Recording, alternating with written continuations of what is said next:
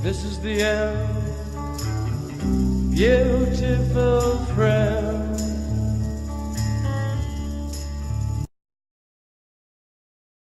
Well, there you have it, folks. My bushcraft conversation pit.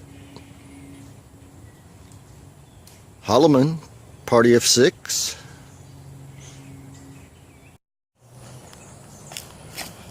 A little trail cam. It shoots videos, so there might be some videos coming there. Now,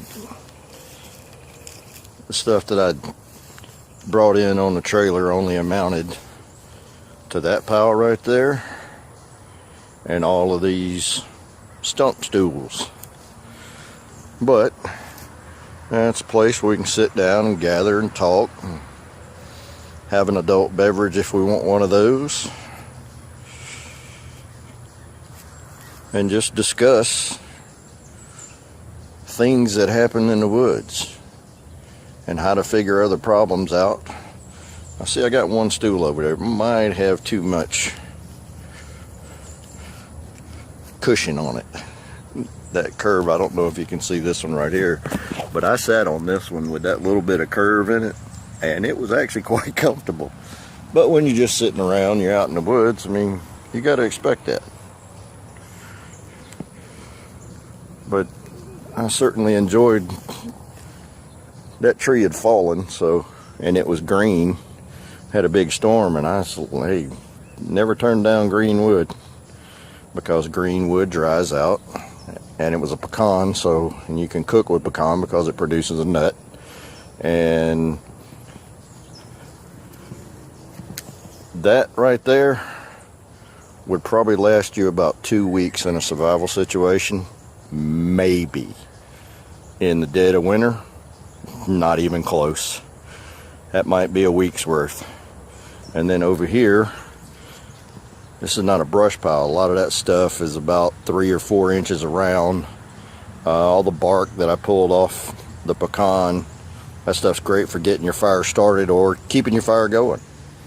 You know, you put a coal on there and just let it smolder, and that'll keep your fire going. And then there's other things in there. We're going to do some, I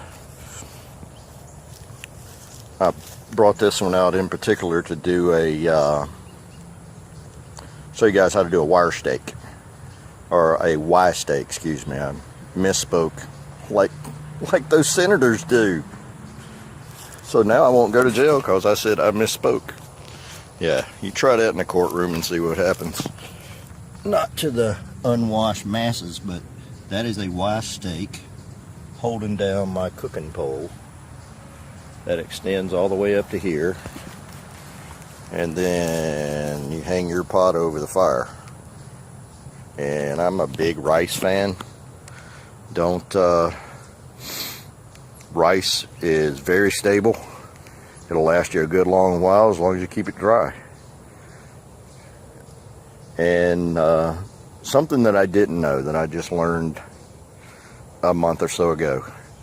Honey is the absolute most perfect food. It never goes bad. I was watching a show on Netflix about the pyramids, and they had found some honey in some of the jars where they hide the pharaohs and stuff like that, and they said it was still edible. I don't know if I'm gonna worry. I ain't gonna have to worry about 5,000-year-old honey, but it's definitely something to keep in mind for the preppers. I'm not a hardcore prepper, but, you know, canned goods, 5 years. MREs,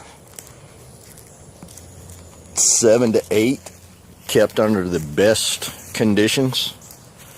5 if they're just sitting in a basement somewhere and you come up on them. Now, I had a guy swear to me that he ate some that were 12 years old. I have a sensitive digestive system, and I am not going to try it, because a bad case of diarrhea in the woods will put you down, especially if your water source is very limited. And always, I mean, geez, I can't stress how important water is. But that's your 2 biggest things you got to get going. I mean, you might could withstand a day without a shelter as long as you get you some water going, purifying that, and